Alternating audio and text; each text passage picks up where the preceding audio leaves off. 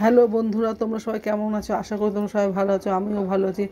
আজকে রেসিপি ফুলকপি রোস্ট।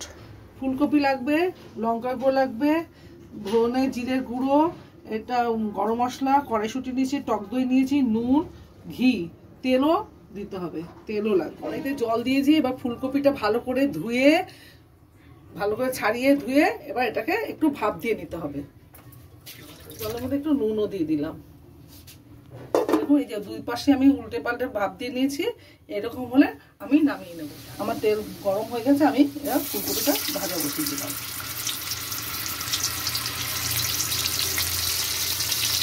কড়াইতে একটু তেল দিয়ে দিয়েছি, এবার কয়েকটা এলাচ দিয়ে দেবো,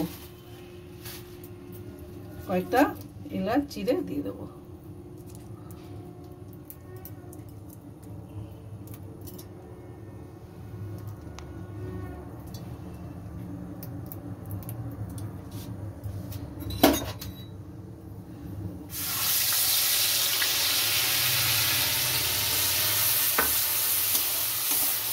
মশলাটা এবার বসাতে হবে।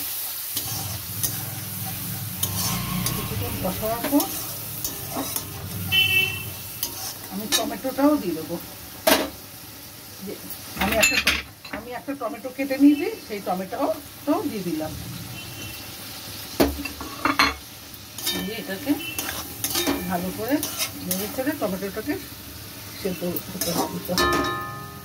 ফুলকপিটা ভাজা হচ্ছে, ফুলকপিটার নিচটা আরেকটু ভাজা, আর টমেটোটা যে মিশে গেছে। এবার আমি কড়াইশুঁটি দিয়ে দেবো, এবং টক দইও দিয়ে দেবো।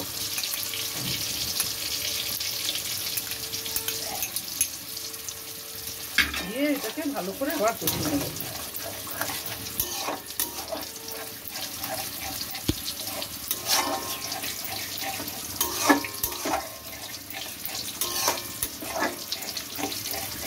এই রান্নাটা একটু বেশি তেল লাগে, নাহলে এটা খেতে ভালো লাগে।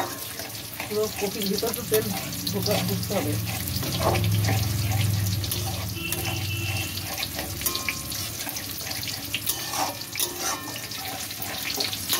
দেখুন, এই যে তেল ছেড়ে গেছে, এটা মশলাটা আমার কষানো হয়ে গেছে। এবার আমি 1 চামচ ঘি দিয়ে দেবো, 1 চামচ ঘি দিয়ে দেবো। দিয়ে এটাকে নেড়ে নিয়ে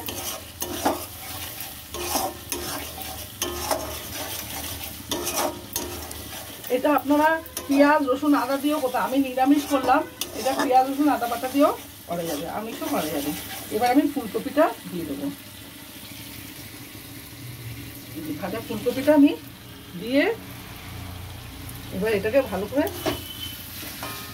মশলা দিয়ে সামান্য একটু জল দিয়ে দেবো।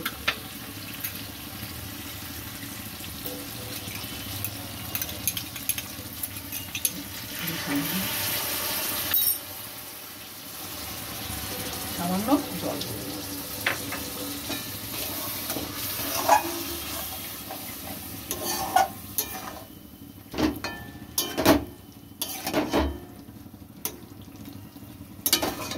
এটা ভেতরে ভেতরে আপনারা মশলাটা দিয়ে দেবেন।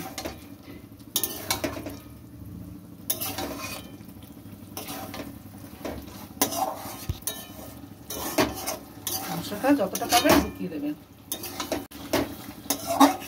এইরকম ফুলকপিটা বোকা থাকবে, বুড়িটা ভাঙবে না। এটা নামাবো, আবার একটু ঘি দিয়ে দিলাম উপর দিয়ে।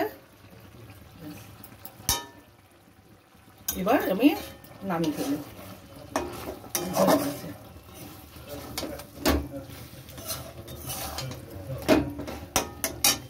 এবার আমি উপর দিয়ে একটু গরম মশলাও ছিটিয়ে দিলাম।